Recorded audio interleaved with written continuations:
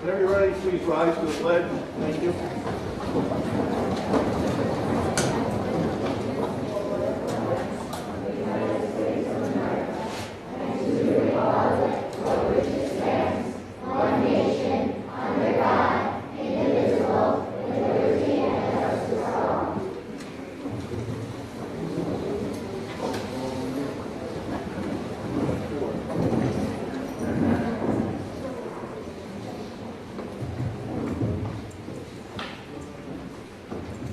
Mrs. Sloan.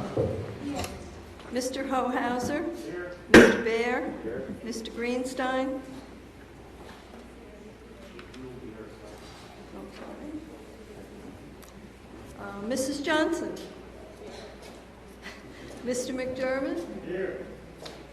And Mrs. Nadolny. Thank you. Mr. Greenstein. Thanks.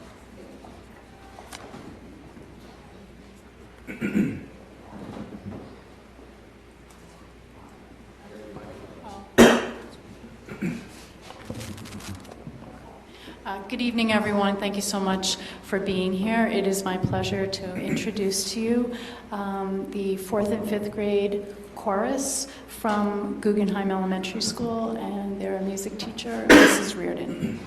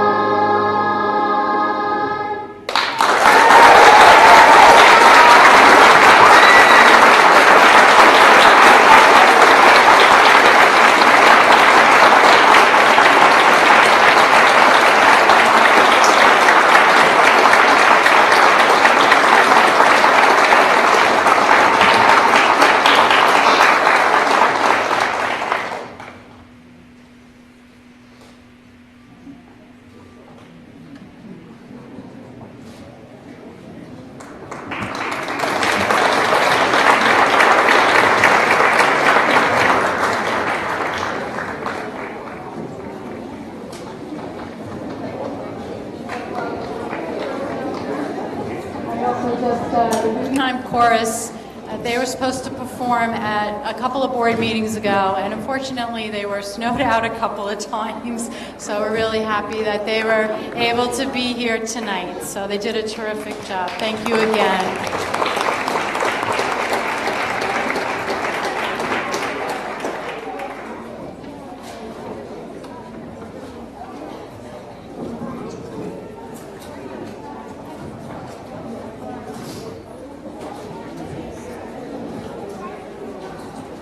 I'll make a motion for the adoption of the agenda, March 25th, 2014. Do I have a second? Ms. Nadolny, all in favor?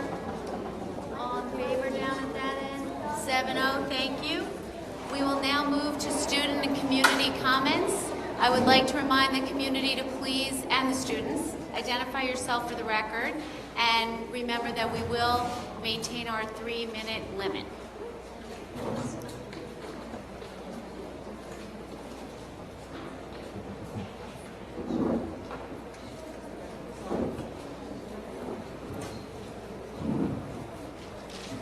Hi, my name is Lisa Grossman, and my children are at Guggenheim, one being in 5th grade in Mr. Duda's class, and I'm speaking on behalf of a few other parents in the class, including Robin Milgram and Lauren Bogensberger. They've asked me to speak on behalf of them because they couldn't make it here. It's come to our attention over the past few weeks that there's a growing number of students opting out of the state exam, especially in our class. And we totally respect everyone's opinion to do what they want to do, but we are concerned about the testing environment for the students that are taking the test.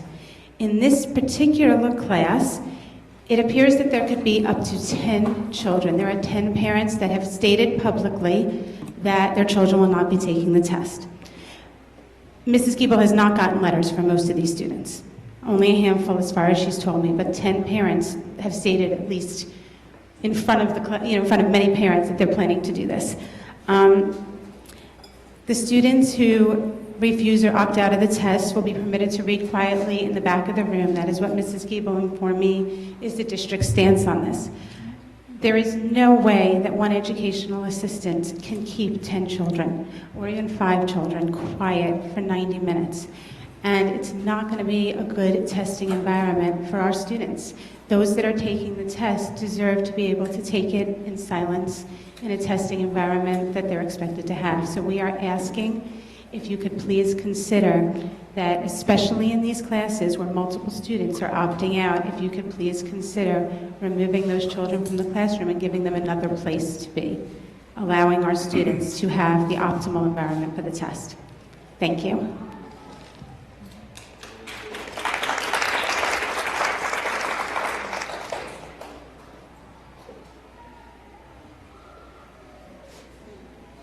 Is there anyone else at this time? Are these young children coming to speak to us? No. Okay. Thank you. We will now close out this portion of community comments. I would just like to say, first of all, thank you so much for the students that came for the performance. It's become a really wonderful part of our board meetings to see these children out at night. A lot of people aren't around the schools but do come to the meetings. It's great for them to see this and to see what's going on in our schools and to see the teachers that come with their students to observe them. And I could just say, for my own, I saw my daughter's 5th grade teacher, who I haven't seen in a very long time, and she's still as enthusiastic and wonderful. So it's nice to see that, and we appreciate it. And I would just like to comment on a comment that was made by the community at the last board meeting about the board not being in compliance with the open meetings law. And I just wanted to assure the community that we have once again checked with our council, and we are in fact in compliance with the open meeting law.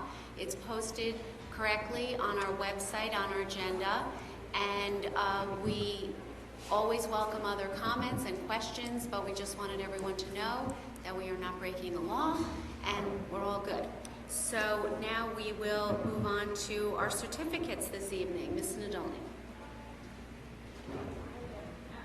I get the pleasure of presenting some certificates of excellence tonight. especially in one of my son's favorite subjects, so I'm very excited about that. Under the direction of Weber teacher Mr. Adam Wolfert, 5 students who were top performers in math entered the Math Olympiads tournament held at Kellenberg High School on Monday, March 10th, where approximately 40 teams with 200 students competed. The Weber team event won first place, woo, by a wide margin.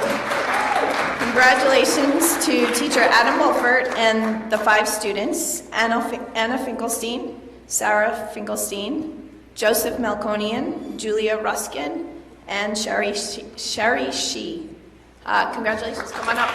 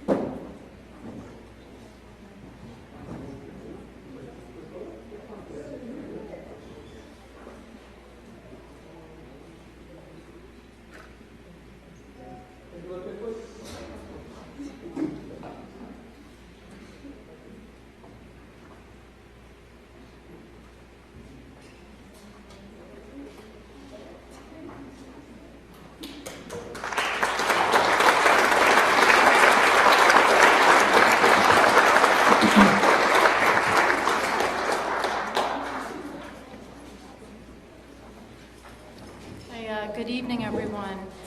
We do have a couple of discussion items tonight, particularly centered around budget, so I will make my remarks brief. I know that there's supposedly an impending snowstorm, but I'm going to ignore that. So you will not be getting any messages from me tomorrow morning. Our spring sports are kind of in full swing right now, and I know it's been a little cold for the student athletes, but I know that they're tough and that they're doing very well with their practices and some of their games. We also have the Weber musical coming up in another week or so. It's Footloose this year, so if you're looking for some fun entertainment, I believe it's the weekend of April 4th. Please feel free to come out and support Weber. And just very briefly on the student refusal, there is a statement on the district website just regarding how that will be handled.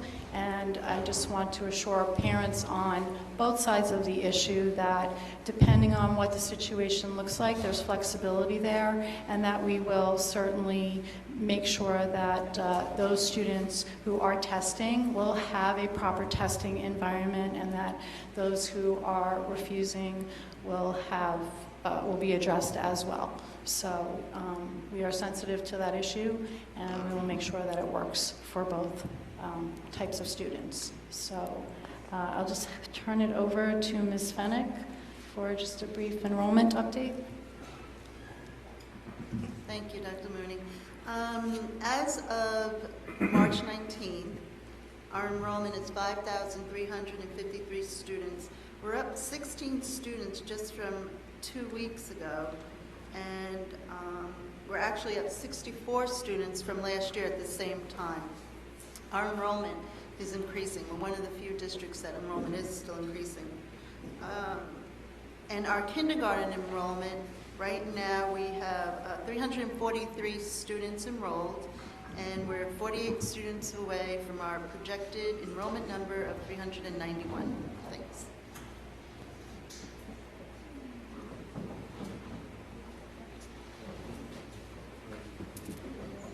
On the kindergarten, for the next meeting, can we get a comparison to where we were last year as far as enrollment, estimated to actual, just so we can compare year over year if we're ahead of trend or behind trend? Yes, of course. Okay, I'll make a motion for approval of minutes, March 11, 2014. Do I have a second?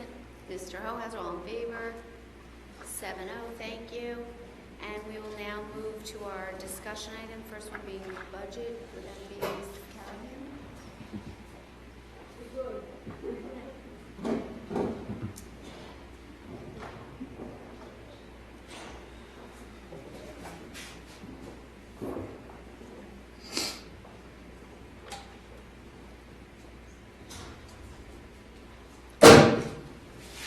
Good evening, everyone. This is actually a rather brief review of where we are at this point based on my understanding of the board's direction thus far. We have a draft budget of $143,884,288. It is a 3.66% increase, but has been noted by members of the community in the past that 3% does not sound like much in terms of a percent, but when you talk about real dollars, $5 million is a lot of money. And the board and the administration does not take that lightly. So I would like you to have a full understanding going forward as to where this $143 million will come from should the board choose to adopt this number. As I have stated in previous meetings, there are a variety of sources for revenue, mainly from the tax levy. The tax levy means what is the homeowner and the commercial property owner's tax bill. The balance of the money needed to make up $143 million comes from what we refer to as local revenues and state aid. Over the last 3 years, this formula has become more complicated in that the state of New York has provided us with a formula to determine a maximum tax levy for a majority of voter approval. This $143 million would allow for a $129 million tax levy, an increase of $1.7 million. Now, I've just said to you the increase in the budget is $5 million. So where are we getting the rest of this money? We're getting the rest of this money from what we refer to as the district savings or our fund balance, which is made up of a variety of different pockets or different drawers that we refer to as reserves. And so we need to show you exactly how this differs from in the past. Last year, our tax levy was $127 million. This year, we're only allowed to ask the community for an additional $1.7 million. Then we have those other revenues I spoke to you about, the state aid and local revenues. And the district contribution, $3.9 million, based on previous conversations with the board in these budget discussions, is greater than it has been in years. As a matter of fact, it was only about 5 years ago that the board started using monies that we had been saving slowly and carefully, and we began with $500,000 as a district contribution to offset the total tax levy burden to the community. We have gone from $500,000 to $3.9 million. On February 4th, there was a budget presentation in which I provided the board with an estimate. Please understand, I'm speaking in estimates, but these are what, as of February 4th, I believed would be the estimated balances in those savings accounts or pockets that I talked about versus where we ended up last June 30th. So the far right column is the audited statements of the school district. The center column is my estimate as of February 4th, and then the left-hand column is what I'm projecting as of this evening based on my understandings from previous discussion. Basically, there's an area called restricted. We're talking about taking $1.4 million out of the retirement contribution in this restricted pocket and thus reducing that amount in that little savings account from $4.3 million last June down to $2.8 million as of this June. We're also talking about taking additionally from that restricted area in the workers' compensation area, $315,000, reducing us down from $1.1 million down to $865,000. We would then take further down on the sheet from the assigned fund balance, not only the $1.398 million that we used last year, we would additionally take another $822,000 out of that assigned area. The monies from up above, from an accounting point of view, move down from restricted to assigned.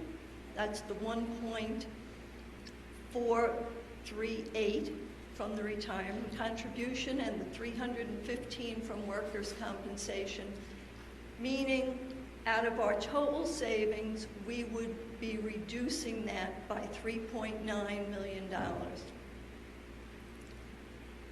Last year, we only used $1.398 million. Overall, because this is accounting now, as of June 30th, this will just show up as being moved from one area of our books to another. It will be next June 30th that we will see this total reduction, and our total general fund, unassigned fund balance will be reduced then by the $3.9 million potentially, bringing us down under $10 million. The unknown factors, and of course these are still estimates because we have another 3 months left of the fiscal year. If we underspend our budget, and if we receive any additional revenues over those that we have projected, that would help to increase our fund balance again, to help replenish.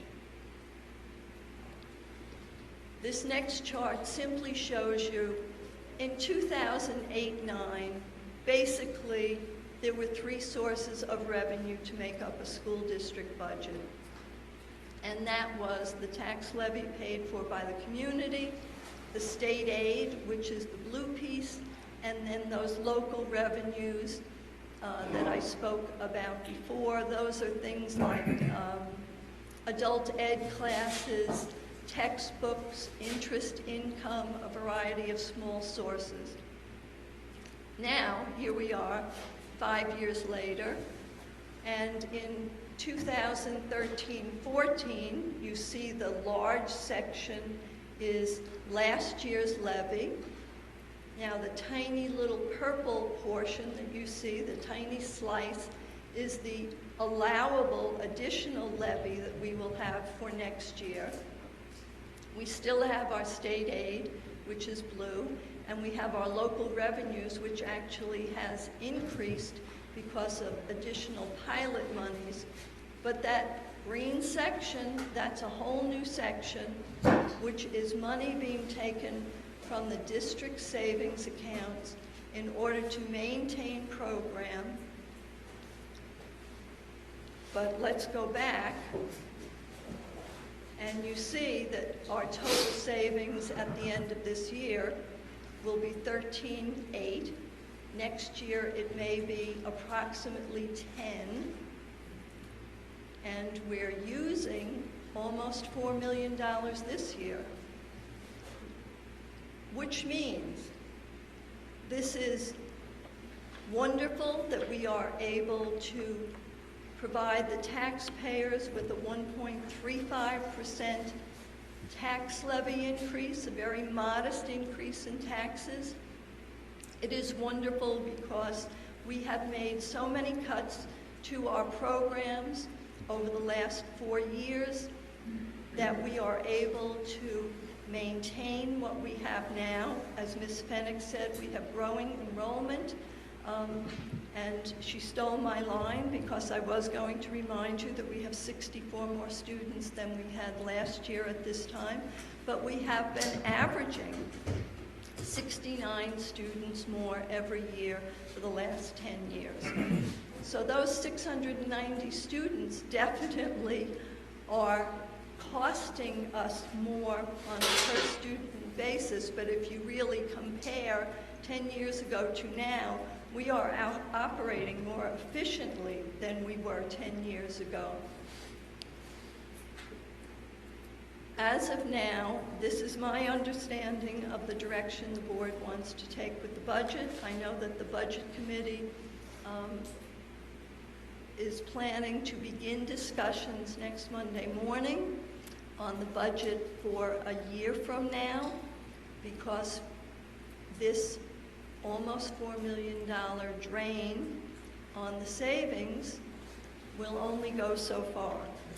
And so we do need to have a long-term view of how we're going to manage this going forward.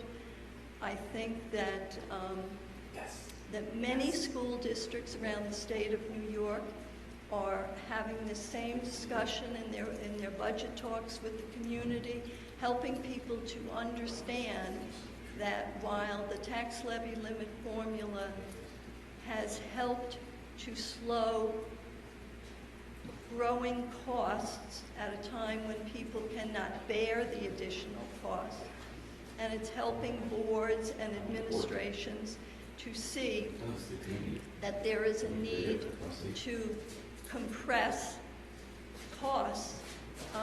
We're all dealing with a very difficult issue because the students keep coming, and we need to have an educated population through the public school systems, which is very hard to maintain with these kinds of constraints over a prolonged period of time.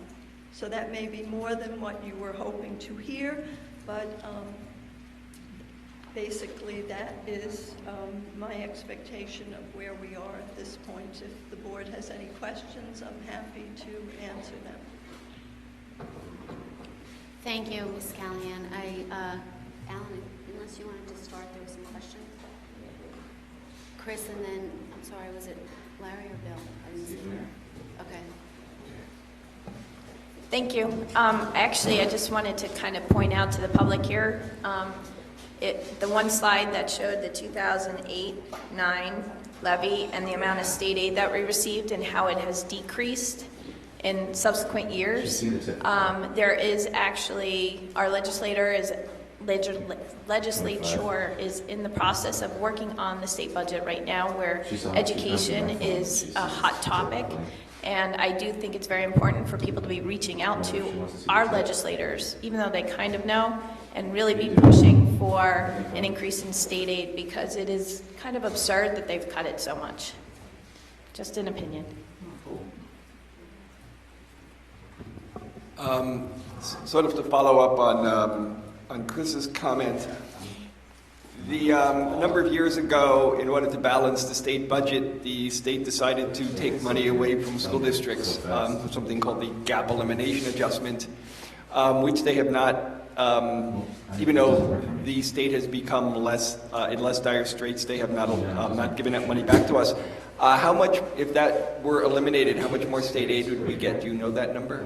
Well, over the past 4 years combined, that has amounted to over $4,750,000. So if they reversed their action totally, I would imagine it would be about $1,200,000 more that we would be getting on an annual basis. So, in your opinion, is that something that we should, as a board and as a community, be pushing to have restored?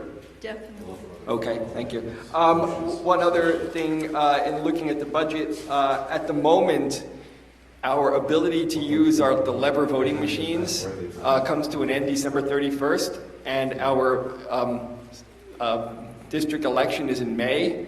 And at this point, whether or not the law allowing us to use the lever voting machines will be extended is not going to be decided until the very last minute. And it's not quite sure which way it's going to go. If we have to go to the Scantron machines, do you know how much more that would add to our budget line for that? I know that the ballots themselves cost approximately 50 cents a piece. So that alone would cost us an additional $3,500 to $4,000 based on potential voters, if you look at the highest number of voters we have had. I also understand that the rental of those machines are more expensive, as is the transportation, because the machines are electronic, and therefore the transportation has to be such that the machines are handled more gently. Specifically, I don't have a number, but I think it could add at least a third more to the cost of voting. Okay, so that would be another thing that we would want to try to encourage our legislators to support the passing of that extension for us. Not only the extension, but the maintenance of those machines, because they're talking about potentially allowing the machines to exist, but not maintain them, which is ironic. But Right, or if they make us use a more expensive method to at least fund it? yes. Okay, thank you.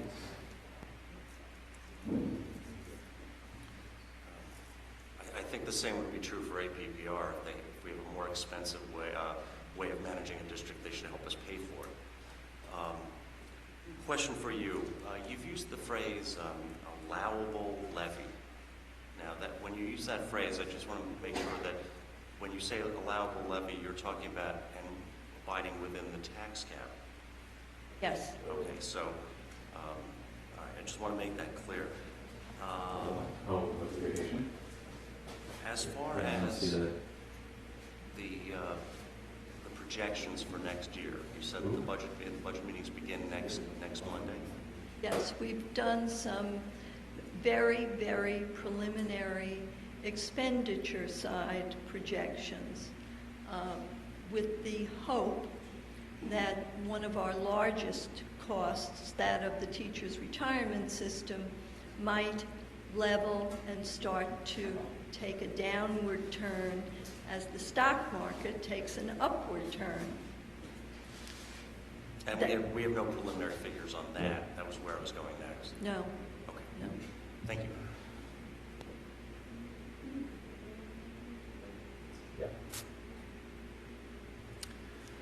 Well, my question is, on the budget increase, we had about 5 million, this is 5,076,046. Can you roughly carve out what the big contributors to that $5 million increase was? There were 3 areas that were the largest. Employee salaries for all individuals who are in bargaining units where we have a contractual agreement. That was about 2.5. There was an increase of, I believe the number was 1.2 or $1.3 million in the retirement systems. We have 2 retirement systems, one for all the certified staff with the SED and the other with any of our civil service employees. And the third area was special education, where we did see a large increase in new enrollees after the school year began. So that was another $800,000 or so. So I think that accounts for all but about $700,000 or $800,000. Gotcha. Okay, and then looking forward to the year after that, which is impossible for the average assistant superintendent of business, but I know that you have that ball under your desk, Yes. the crystal one. There's a chance that the retirement benefits cost might go down, and salaries are, I guess, part of the negotiation process. But what about the special ed? Was that sort of an unforeseen increase this year? And do we have any visibility into the next year on that number? I don't know. Well, we certainly are sure that the students we have are all accounted for next year. We have accounted for those also in the 12th grade who would be potentially aging out. And we have a good handle on preschool children who are already classified, who will be enrolling in our schools. So estimates have been taken into consideration for all of those children. What we can't account for are those who move into town without prior notice, and that happens all the time. As you see, we have 16 new students since the last enrollment report. So of that 800,000 increase, was new kids coming into the district?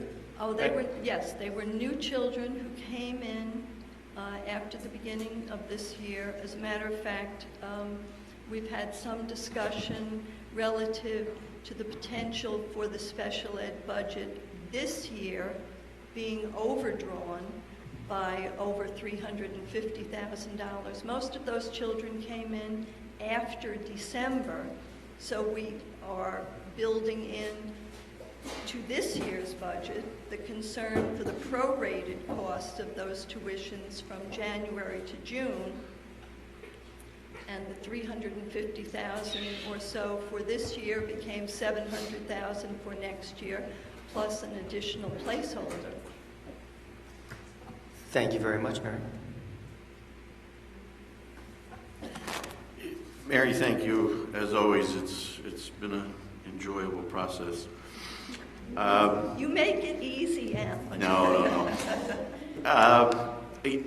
I think your point earlier on the increasing efficiency really shouldn't be lost on the community, and also in a way thanking the entire team that works for the district. Because if you just take the 64 new students at the average rate of about $27,000, which is what we spend, you're spending $1.6 million of the $1.7 million we're actually allowed to increase the budget. So it's interesting this year how those two numbers jive, but we have to absorb that into just the functioning of the school, and it's often overlooked that, as you said, 600 students over the last 10 years is a tremendous amount of actual efficiency improvement. And going all the way back, actually, I think to 1990, if you look at the budget today versus 1990, we have stayed at the rate of inflation over those 24 years when you allow for the increase in enrollment from what was then 3,700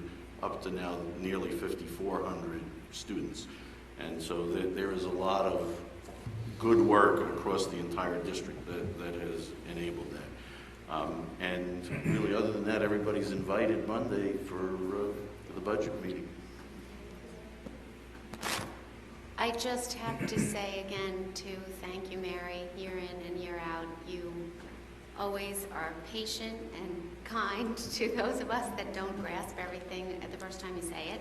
And you just, the whole committee, Alan, you just leave no stone unturned. And I know that the entire committee looked at everything, and I feel confident this is the best direction to go in. And if it can be said that I feel good about that, then I guess this year's budget I do, because I think we are saving programs and we are using savings, which that's what they're there for. And I hope the community will support it, because I believe it's in the best interests of our students and our staff and our school district and our community, and to keep our schools as whole as they can be right now. So thank you very much for leading this effort, and to the Budget Committee, once again, everyone that served on it. And I guess we will see you next meeting. And may I ask? You may ask anything. Is it appropriate then to prepare a resolution for the adoption of the budget for the next meeting? I believe so. The sense of the board I have is affirmative. Does anyone disagree?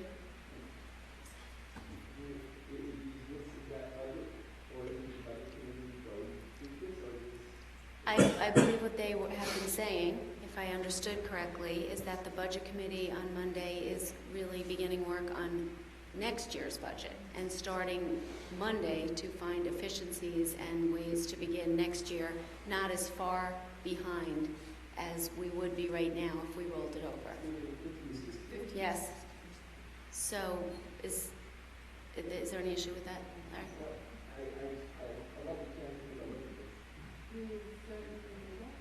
And if you could just, certainly by Monday with the Budget Committee, if there are any things you want to talk about, that would be the best place. Thank you. If I could just add, Mr. Greenstein, the only numbers that have changed at all from the initial budget draft that was put on the website at the time of our first discussion was a reduction in the teacher's retirement system number once we did get the final percentage, and a reduction in the line that's called special aid, which is for summer handicap costs.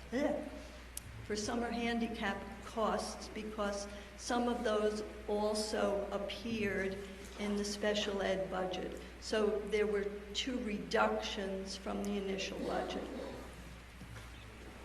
Thank you. Okay, don't go anywhere. I think we need you for the next discussion item. Some information? No? Yes, okay.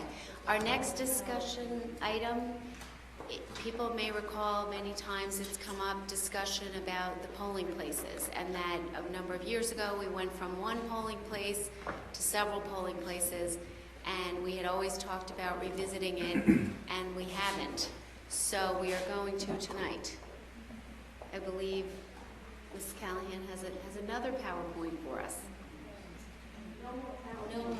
There's no more PowerPoint, but she does have, Mrs. Callahan does have some information, and that there are certain deadlines for the board to consider. So for this current school year, this is not something that could be implemented, but if there, for the future, if there is consideration for a change in the number of polling places, now is really the time to begin that discussion. So, yes, 15, 16, yes.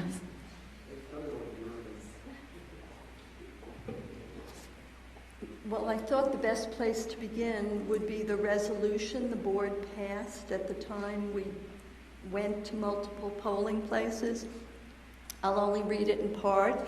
It says, The board has determined that establishing additional polling places for the convenience of the voters is an important step in fostering the board's goal of encouraging greater participation by the electorate in the democratic process.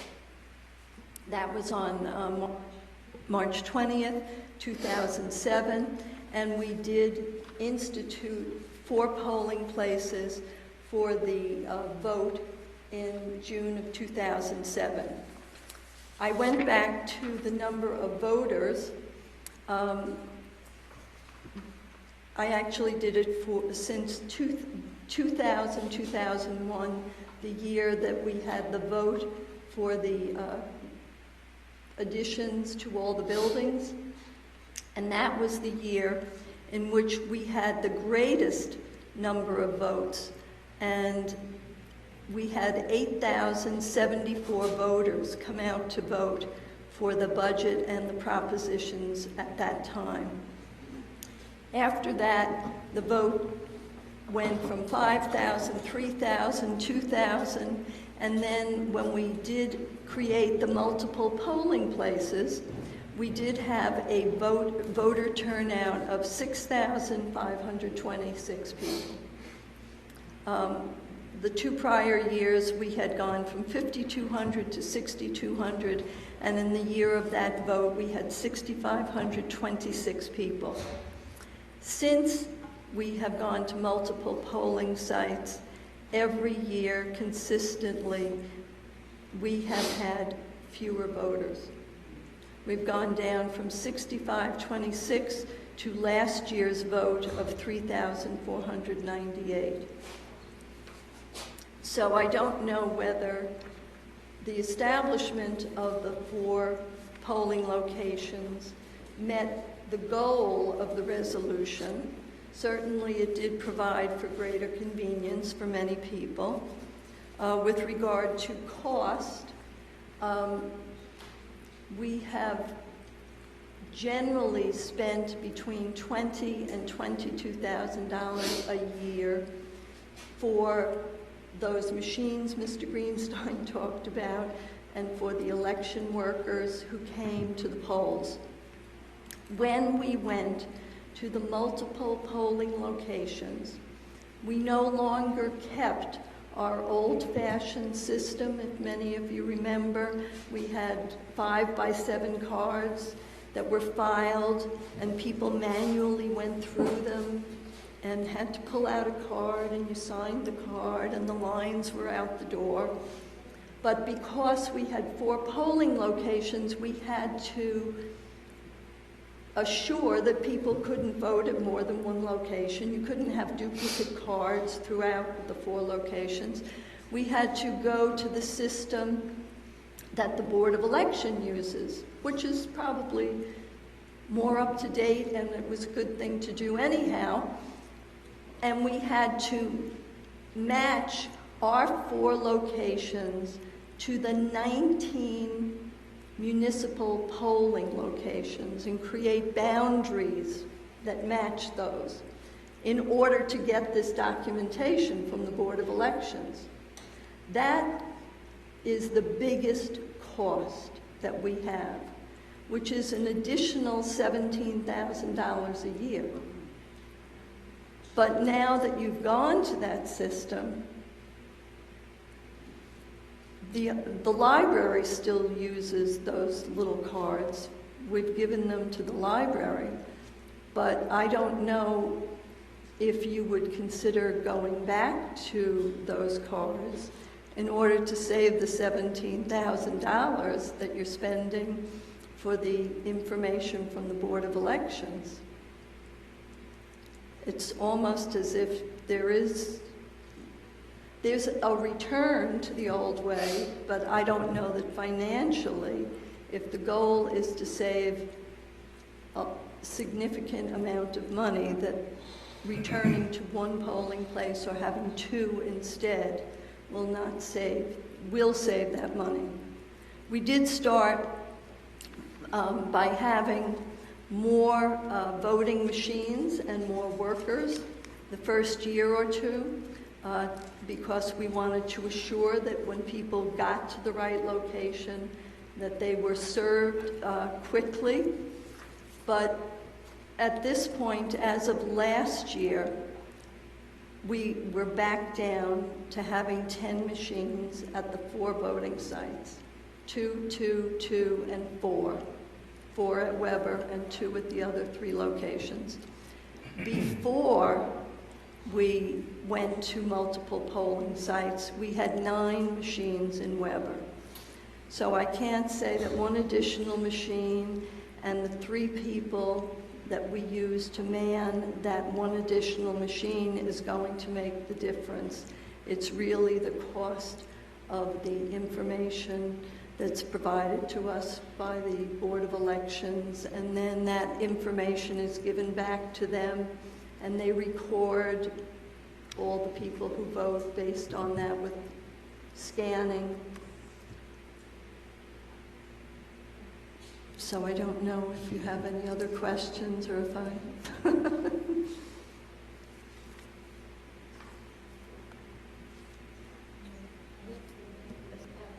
Thanks. So I'm just actually picturing the line driving into Weber this morning and the fact that traffic is backed up for 15 minutes to get down Campus Drive. By going to 1 polling place, it would be Weber, you would keep it at Weber if we were to do? Well, that's certainly the board's decision, but that is what we had done in the past, thinking that the parking was the greatest. At least we were able to ask the Weber teachers to move down to, excuse me, the parking behind Rite Aid. We would get permission from the owner of the shopping center, and we would try to at least have 20 or 25 spots available to people. If we went to any other school, it's very difficult to provide more than a half dozen spots at one time for individuals to come in to vote, because school is always in session. So can we make voting day a holiday? No, I'm just kidding. Mary, thank you. The mapping costs, you said it was an additional $17,000 a year. That's a direct billing from the Nassau County Board of Elections. It's actually billed through BOCES, but it's through the Board of Elections. And the rationale for that cost is, do we know? Well, they provide us with books that are for every registered, that has the name of every registered voter, and they're supposed to hold those records and drop off the names of people who have not participated in at least a 4-year period. They then take those books back and record the fact that individuals voted after the fact. We don't have a record of our registered voters otherwise because we no longer have the cards. Okay, so presume, so it's... And, I'm sorry, and people who register to vote with the Board of Elections for national elections are then placed on our rolls. In the past, you could have voted in any national election but not be registered with the school district. Okay, and if somebody doesn't vote for a period of time, they're automatically dropped from the rolls that are sent around to, back to us? That's my understanding, that after 4 years, they're dropped from the roll. Okay, thank you. Mary, when we get the books for this year, are we permitted to keep them, or are we obligated to return them? We have to return them. And, okay, so the $17,000 fee is sort of a 12-hour lease on updated books. Well, the individual voter does sign in that book, so it's not as if the book could be reused, if that is your thought process. Well, no, because in the book, normally there's the card that's been inserted, and you just keep signing under your name each year when you go to vote. No, I do. You sign in the book. It's just the book now, one line per year. I could swear like they show me where to sign, I sign. Are you signing down the whole page? I do. I vote as many times as I can. You know, vote often. God, I want the $17,000. So, is there a way to replicate what we get and then establish our own out of that? So that, I mean, if we go back to the old way when we used to vote, we had the cards, people would come in, if they didn't have a card, they would go to the desk with the typewriter, we typed a new card, as long as they showed that they were a resident, and they voted. And the board also changed the process of registering to vote at that time. It's called personal registration, and you can register any day up until 7 calendar days before the vote, but you cannot register and vote on the day of the election. You could come in, not be registered, sign up to register, but you can't vote until the following year. Previously, we did allow people to sign up and vote, as long as they attested that they were citizens, 18 years of age, and had lived in the district for at least 30 days. That's the requirement to vote.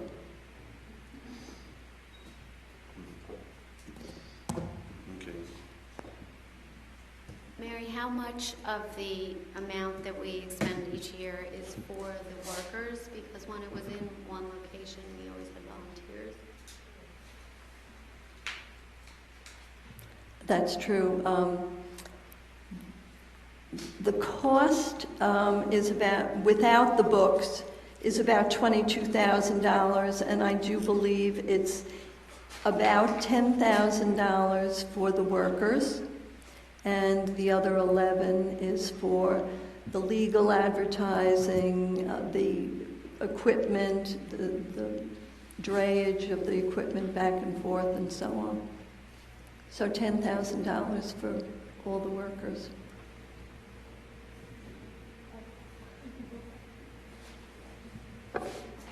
If we had the polling place pulled up to one place, be it at Weber or someplace else, are you saying that we would have to have the same number of workers that we currently have dispersed over 4 different sites, or the same number of machines? Because, you know, hopefully we'll have more than 3,448 people voting this May, but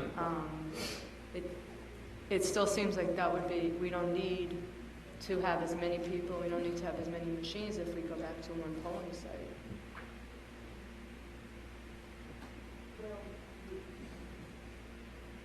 When I came to court in 2000, I think they had even more than 9 machines open and running, and I played that. I know it's funny, but there are certain letters in the alphabet that there are many, many people lined up. But you need 2 people at a table, and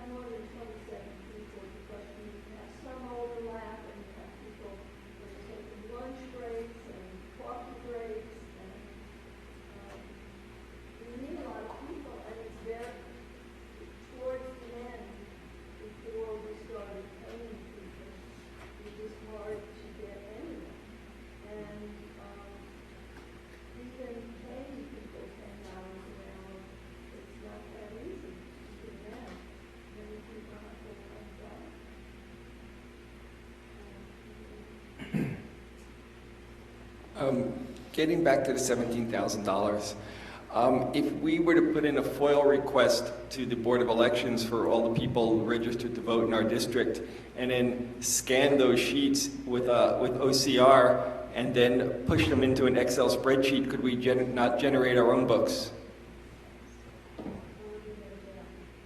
No, it's a public document. It's not copywritten.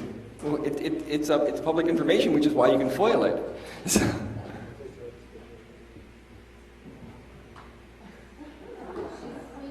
I really don't know. I mean, I really don't know who would be creating those books and who would be managing that system. Larry, you'd still be, from the Board of Elections perspective, you'd still be responsible for their cost in responding to the FOIL request. No, I guarantee you it'd be more than that from the Board of Elections in Nassau County. They will.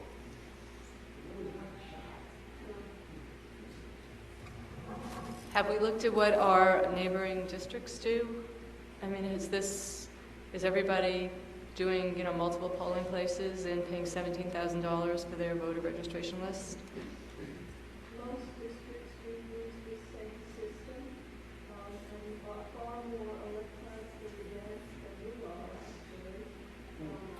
They have scanners, and they come and they're able to determine who has voted, and run reports, and all different groups make requests of the district to know who did vote, who did not vote, and people call their particular interest groups to get out the vote one way or the other. But since we don't have the scanners and the laptops to provide to 18 people, which would be the minimum of 9 machines, we don't do that. We just get the books. That's all we can afford.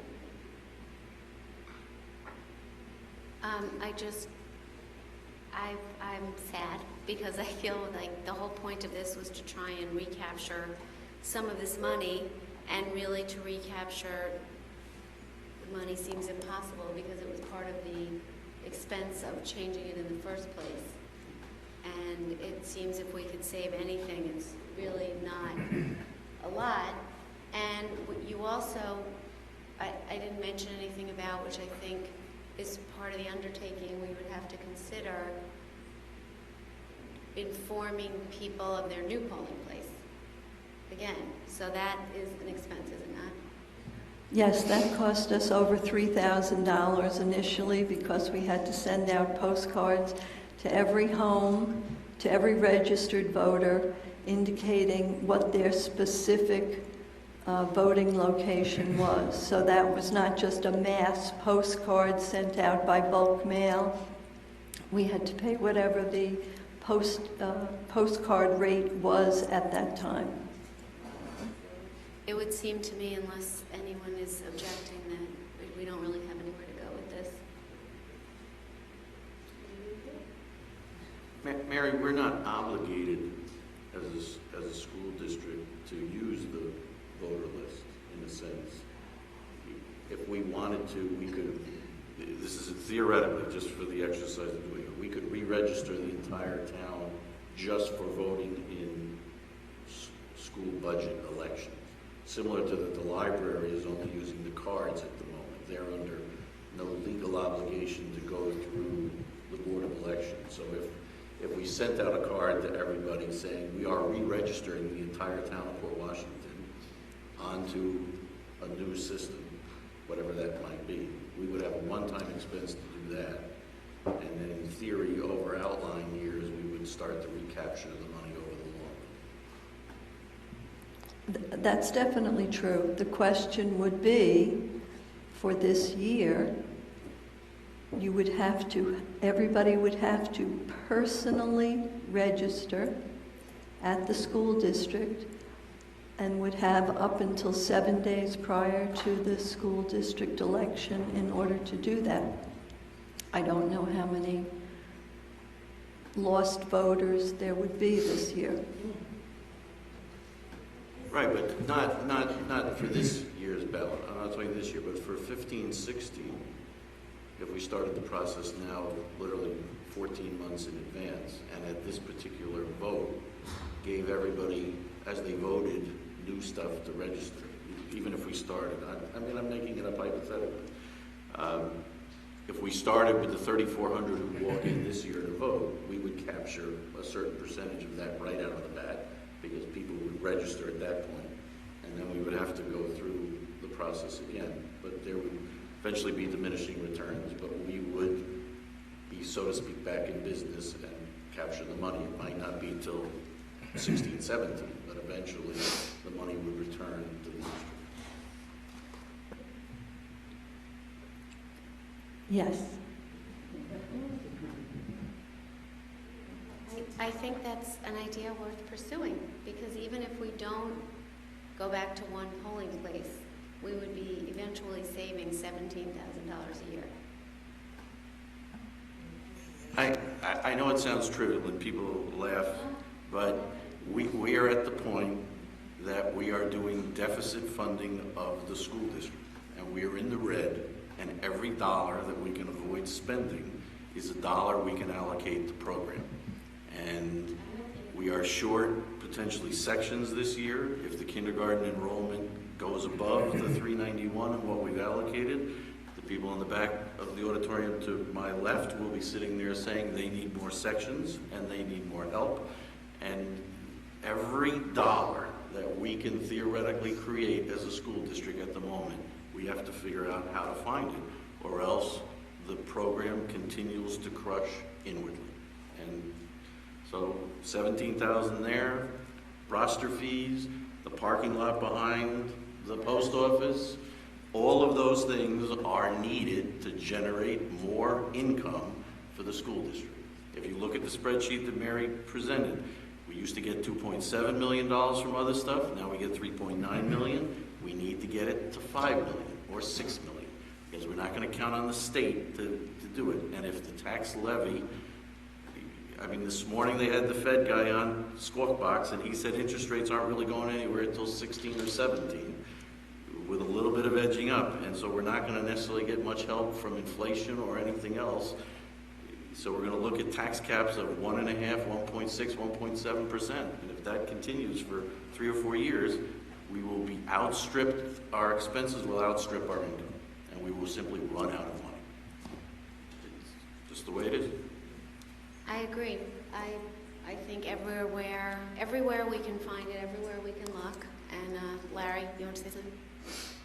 Yeah, I think I certainly understand where you're coming from and trying to recapture the money, but I think telling everybody who shows up, every registered voter in the town of Port Washington, that they are no longer registered to vote in school elections would create so much bad will, so much animosity, besides the fact there'd be a line around the block trying to get into Mary's office to register.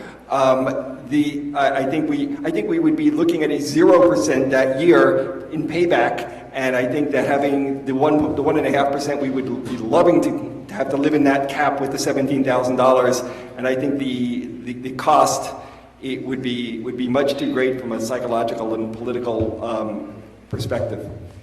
I think there are kinks to work out, and we can't proceed until we do, but I think we might be able to do that, and we won't know unless we try. If we walk through the process, perhaps get a little help from our Director of Technology, see if there is a better way to do it at the polling place. Also, I don't know if we can change what we changed about not being able to register on site. We always were able to register voters on site, so we didn't have to turn voters away. I mean, there's a lot of things we can look at to see if this is a possibility before we just say we can't do it. But I agree with you. I don't think we should be ever turning voters away, and I don't think that everyone should have to come register by a certain date or they can't vote that year, the entire town of Port Washington. But Alan's suggestion of even if it takes 2 years to do it, it's worth trying to get that started. I don't think we can go back to one polling place, so I think this might be another option to consider, and we should at least look at it carefully. Bill, did you want to say something? One of my pet peeves, or not pet peeves, one of my most important causes, for lack of a better word, is increasing voter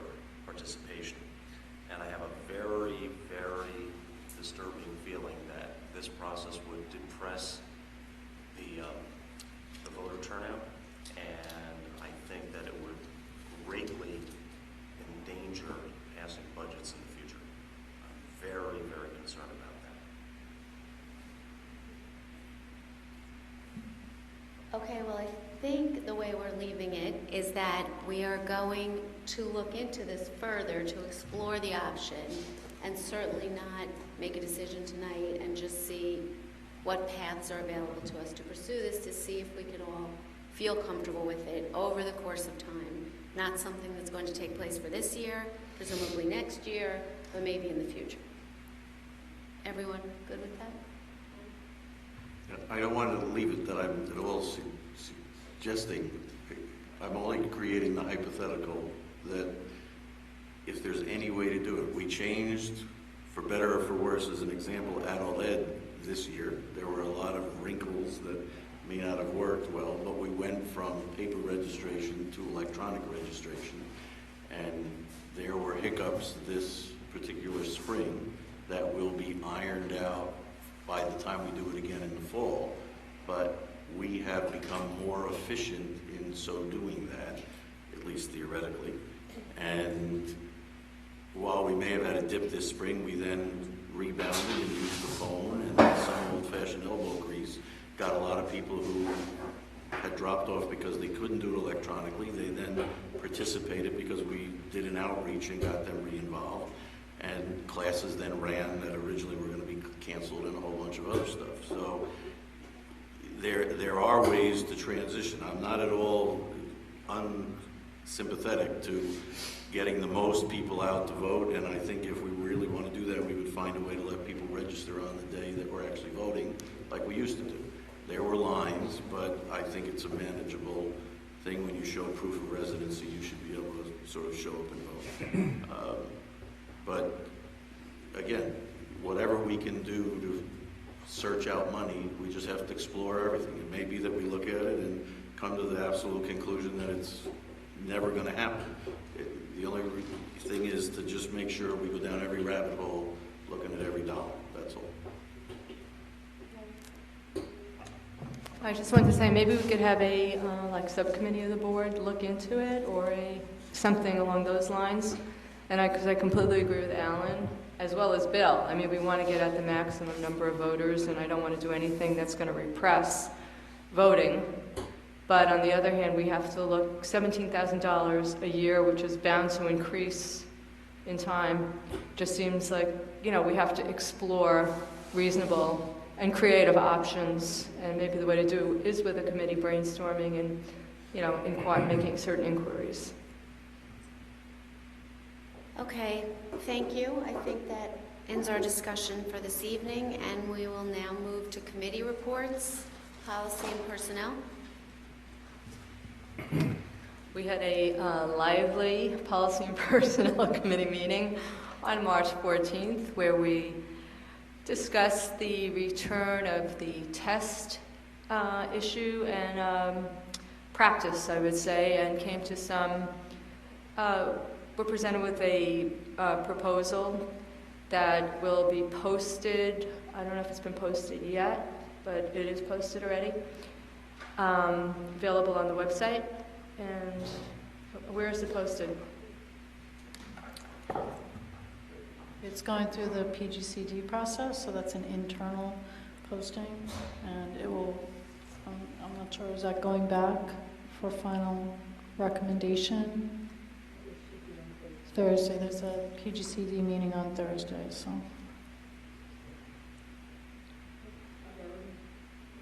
Wasn't sure where it was in the process, but eventually we will present it. We also went into executive session on to discuss personnel matters. We have an upcoming meeting on April 11th where we will be discussing the Code of Conduct and it being updated to incorporate new language pertaining to appropriate use of social media. Everyone's welcome to join us at that 4/11 meeting. Budget and facilities, do you have anything to add? The next meeting is Monday the 31st, 8:30 at Daily Annex. And curriculum. We met on Friday, and we had two topics that we discussed. One was the changes that have been happening in the guidance department, and they were all positive, and we look forward to them continuing. And then we had a discussion on foreign language, and we started to look at the curriculum that we have and where we might want to go, and just had a sort of an upper level 30,000-foot discussion of it, and administration is continuing to look at it, and there's lots of different pieces that have to move in sync, and it's nothing that's on the immediate horizon, but it's part of the long-term plan to take a look at. And our next meeting is on the 25th of April. Didn't they say that? I think at that point, one of our topics is going to be just to get an update, because we will have made the final decision by that point on the math program, and how that implementation is going to roll out, I guess. Thank you. I will now move to the action items. Item A1 through D13. Do I have a second? Mr. O'Hauser, all in favor? 7-0, thank you. I would just like to make special mention and appreciation to people for the following donations. Chris Nadolny, the Manor Haven, Manor Haven Elementary School, in Community Fund, okay. Gen Youth Foundation and the Gen Youth Foundation. Thank you very much for your generous contributions to the school district. And now we will move to old business, new business. And now our second opportunity for the community to be heard. We ask you again to identify yourself for the record and keep to our 3-minute limit. Judy Epstein, Shriver mom, voter. 3 points I'd like to make, just commenting on tonight's meeting. Thank you for the pie charts. I'll go home and study that for my homework. I did want to make the same point that Mr. Hohauser made. I want to reinforce when we say allowable increase.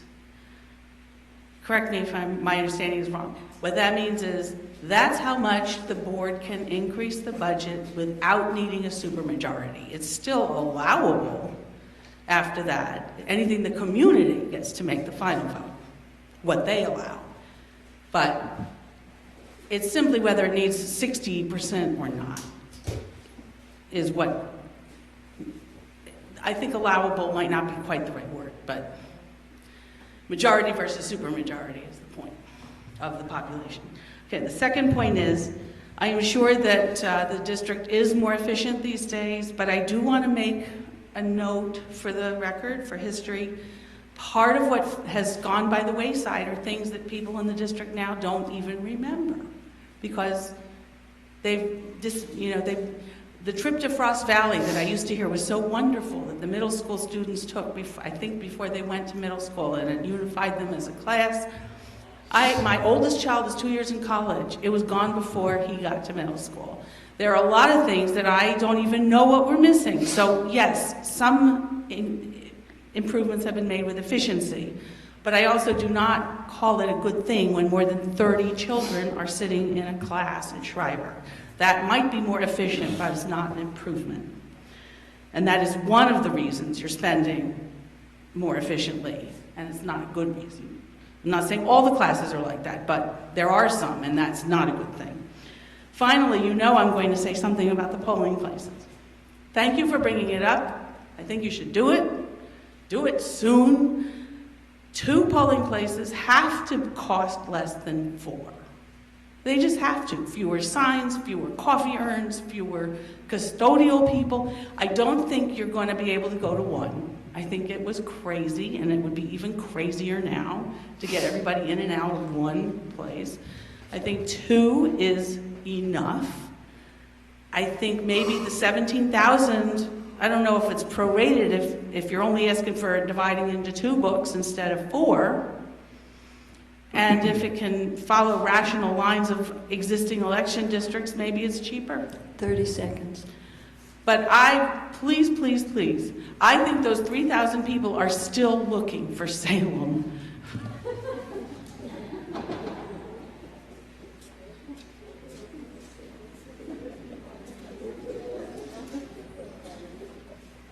Good evening, Howard Simon, parent of a daily second grader.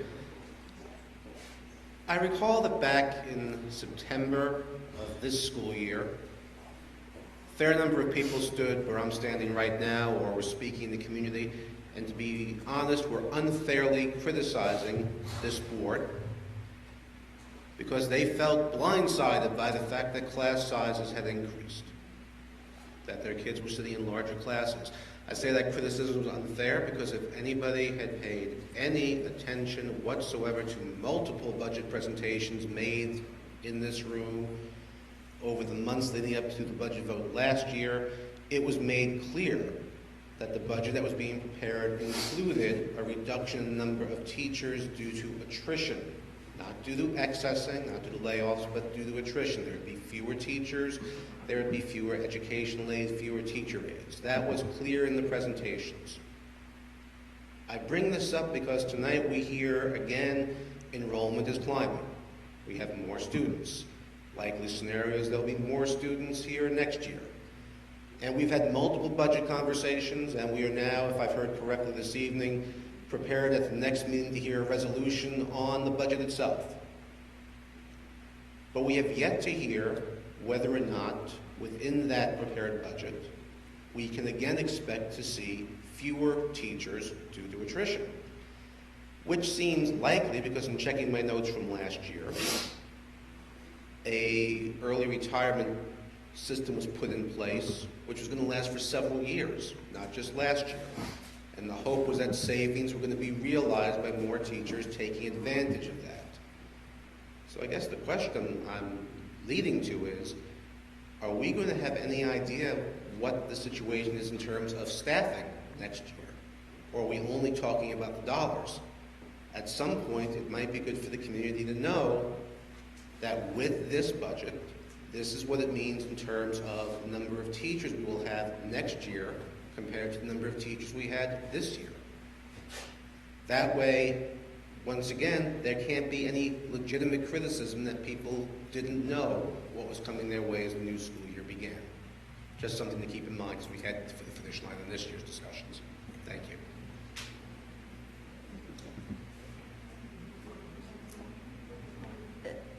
Is it okay if I respond? Because if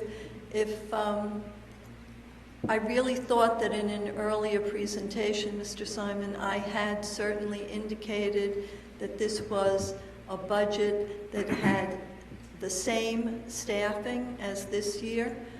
You are correct that there has been an incentive to get early notification for those who are hoping to retire.